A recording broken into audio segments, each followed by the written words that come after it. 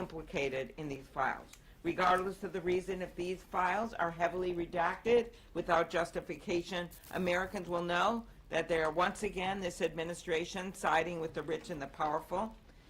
Remember, if the president was actually serious about truth and transparency, his administration would have released these files months ago. All the way back in March, the Attorney General said everything is going to come out to the public. The public has a right to know. It's been 9 months. 9 months. And if the administration withholds or heavily redacts these records, it will be clear whose side they are on. We know the money, follow the money. They haven't released those yet. And then when it comes to this, they literally have the power of the entire Congress telling them, get them out there now. That's what these next few days will tell us. And with that, I turn it over to my colleague who's been working on this for months and been right out front on it, Senator Merkley.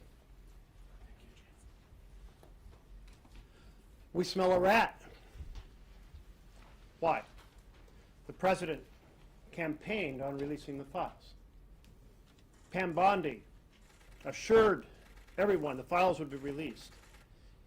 Kash Patel said the files will be given to the public. And yet here we are. Not a single bit of these files has been released. And then what happened? Well, we had over in the House bipartisan leadership with Ro Khanna and Thomas Massie and a discharge petition. And as the discharge petition started to reach the critical number required, the House went on 8 weeks of vacation in order to avoid releasing these files. That's never happened in American history. And then we find, as they were coming back, what happened? An announcement that some new investigations were being launched. That was on November 14th. And on the evening of the 18th, Senator Schumer went to the floor, asked for unanimous consent that the bill from the House be deemed passed when it arrived in the Senate, and unanimous consent was secured from all to send this message. And what happened the next day? Pam Bondi gets up and says, we have this new information to justify new investigations. The timing of that's awfully suspicious. So the leaders in the House and the Senate demanded a meeting. We wrote to Pam Bondi, Ro Khanna, Tom Massie, myself, Ben Ray Lujan, and we were joined, and I welcomed the bipartisanship of Senator Murkowski to say, we want to know what you're up to. Meet with us and explain these new investigations. What is this new evidence? What are you undertaking? And how are you setting forward a plan to make sure all the documents are released on the 30-day notice? We got a response. The response was, we acknowledge receipt of your letter.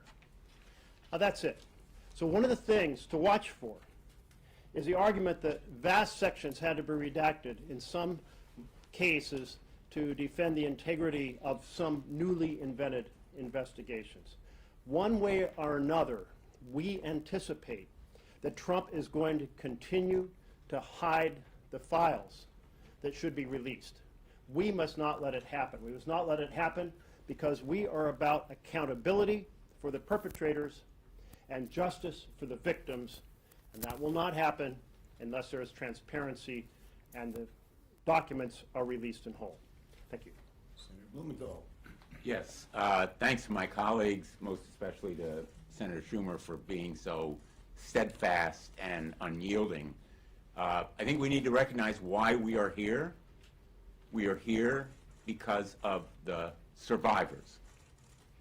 Because of the survivors pursuing relentlessly the hideous cause of their victimization, Epstein, but also the rich and powerful people who were Epstein's benefactors and his enablers.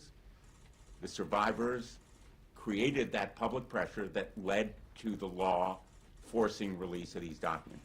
Donald Trump must listen to the survivors And we will know what they are concealing because of the survivors. Your question may be, how do you know that they're hiding stuff? The survivors will give us the knowledge we need to pursue the truth. They have been about the truth from the very start, and their truth has to prevail. Thank you.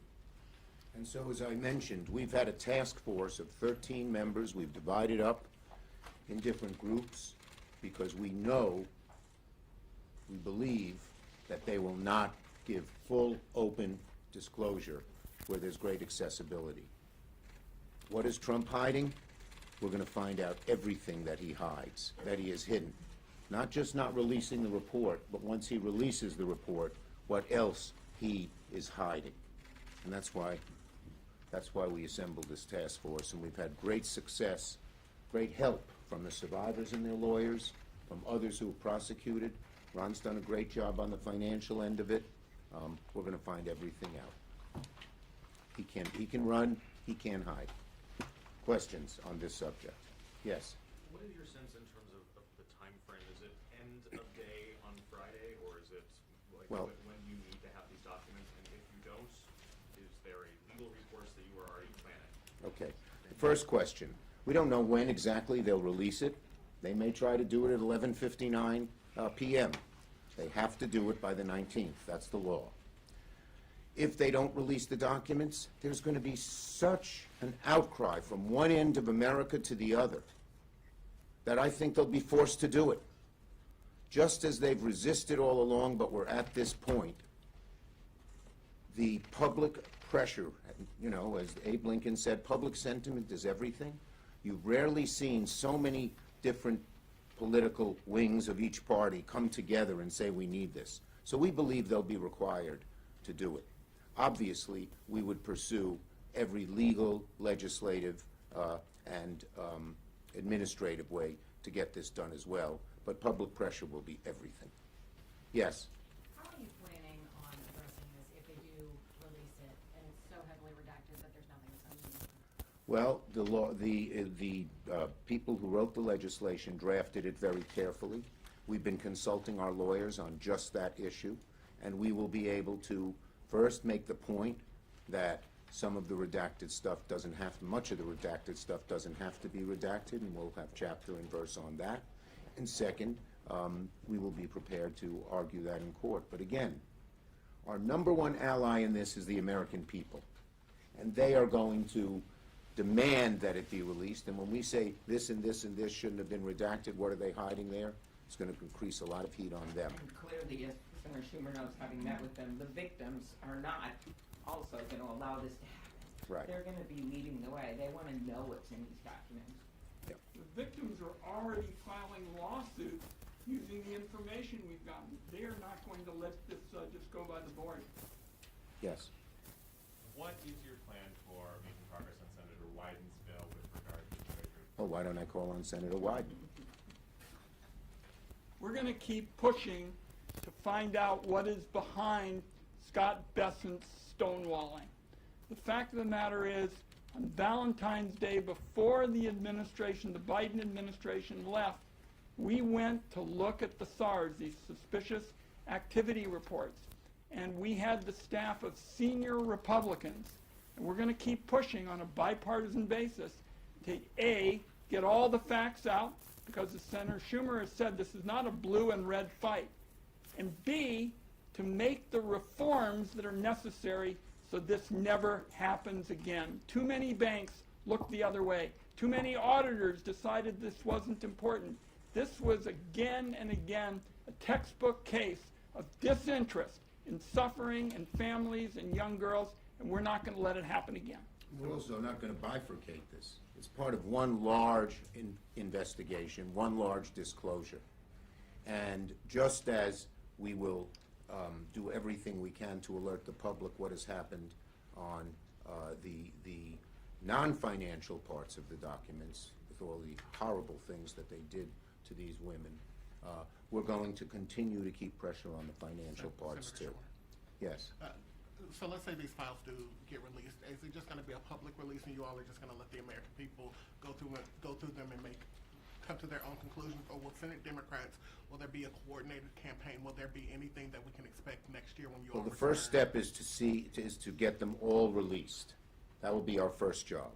And then, once we have the releases, obviously, it's going to be clear as could be to the American people what has gone on here. But, you know, Democrats will be actively involved, letting people know how disgraceful this has been. The American people should see everything we see. Yeah, they'll see it.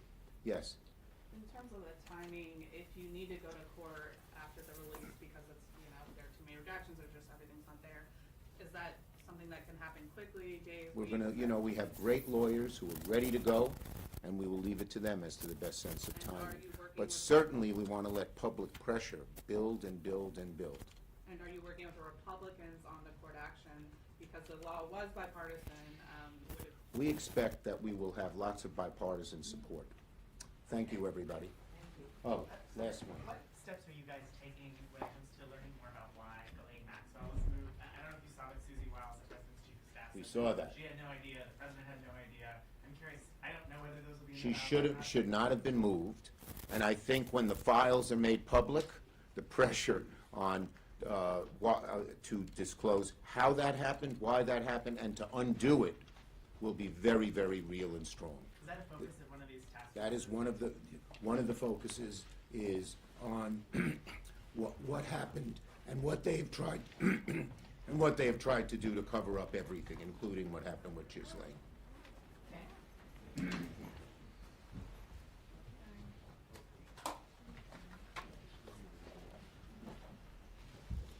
Everybody, you should know we expect to have some more information tomorrow on an additional